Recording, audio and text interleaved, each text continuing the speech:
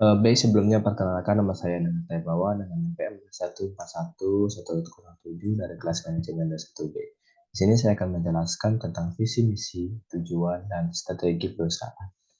Baik, langsung saja ke materi. Pertama, membangun visi strategi. Melibatkan pemikiran strategi tentang arah masa depan perubahan dalam produk, pasar, pelanggan, dan teknologi perusahaan guna meningkatkan posisi pasar saat ini dan aspek masa depan.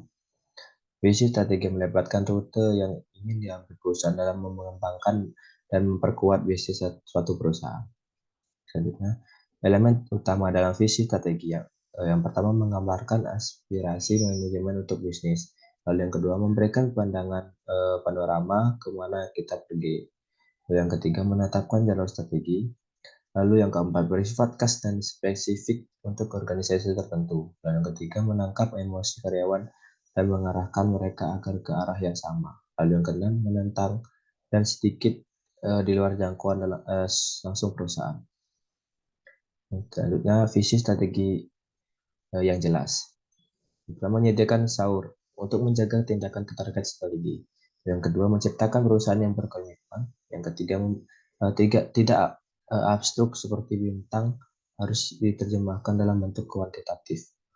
Smart, spesifik, terukur, dapat dicapai, masuk akal, dan terikat waktu.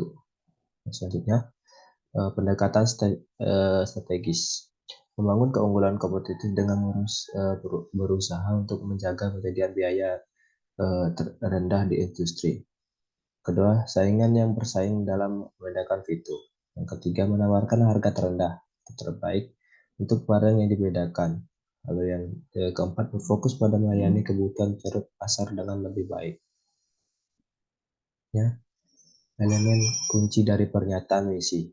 Yang pertama, terpenuhinya kebutuhan pelanggan. Mengenai kebutuhan pelanggan yang ingin dipuaskan oleh perusahaan dapat mencakup produk atau jasa yang ditawarkan, kualitas produk atau jasa dan nilai tambahan yang diberikan kepada pelanggan. Dapat memenuhi kebutuhan pelanggan, perusahaan harus memperhatikan faktor-faktor seperti minat pasar, evaluasi kinerja bisnis, dan kompetitor. Lalu yang kedua, kelompok pelanggan atau pasar yang dilayani. Misi harus mencakup informasi mengenai kelompok pelanggan atau pasar yang dilayani oleh perusahaan. Hal ini dapat mencakup segmen pasar yang ditawarkan, karakteristik pelanggan, dan kebutuhan pelanggan yang ingin dipuaskan. Dalam menentukan kelompok pelanggan atau pasar yang dilayani, perusahaan harus memperhatikan faktor-faktor seperti minat pasar, evaluasi kerja bisnis, dan kompetitor.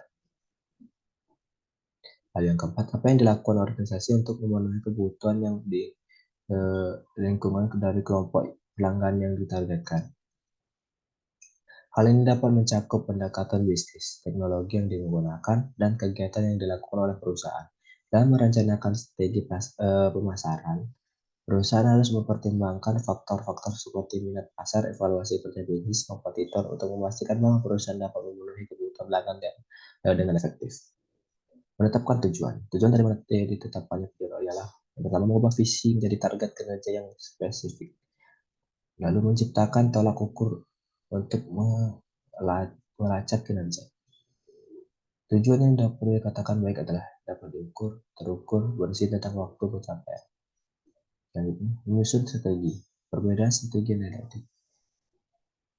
Strategi adalah rencana besar atau pendekatan keseluruhan yang direncanakan untuk mencapai tujuan jangka panjang perusahaan atau organisasi. Sedangkan teknik adalah langkah-langkah atau prosedur yang lebih spesifik yang digunakan untuk mencapai bagian-bagian dari rencana strategi. Ini lebih terkait dengan implementasi dan detail-detail teknis dari rencana keseluruhan. Baik, sekian dapat saya sampaikan. Jika ada kesalahan kata, saya mohon maaf. Saya akhiri, selamat pagi.